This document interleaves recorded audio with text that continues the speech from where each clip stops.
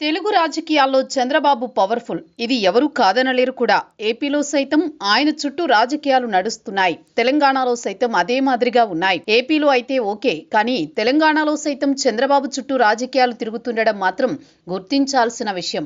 ఎందుకంటే ఏపీలో కేసీఆర్ పేరు వినిపించదు, రేవంత్ రెడ్డి ప్రస్తావన ఉండదు, తెలంగాణలో జగన్మోహన్ రెడ్డి చర్చ ఉండదు. కానీ రెండు తెలుగు రాష్ట్రాల్లో మాత్రం చంద్రబాబు పేరు ప్రముఖంగా వినిపిస్తుంది.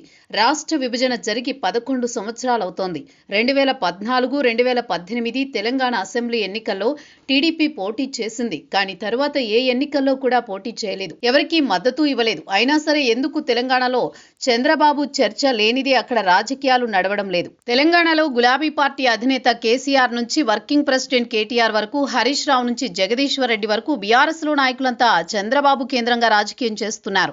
ఆయన పేరు చెప్పి తమ పార్టీ ఉనికిని కాపాడుకునే ప్రయత్నం చేస్తున్నారు.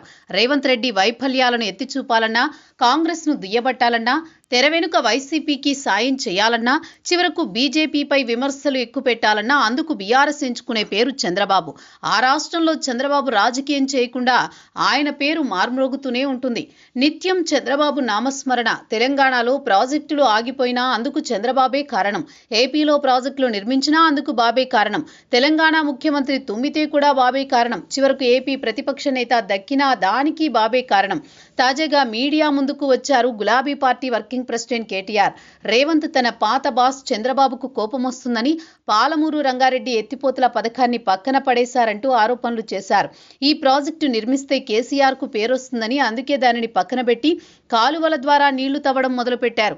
ఇదంతా తన గురువు చంద్రబాబు కోసమే రేవంత్ చేస్తున్నారంటూ కేటీఆర్ ఆరోపణలు చేశారు. ఇప్పుడు చంద్రబాబు రియాక్ట్ కావాలి. ఆ సెంటిమెంట్ ను ప్రయోగించి మరోసారి తెలంగాణలో గులాబీ పార్టీని లేపాలి.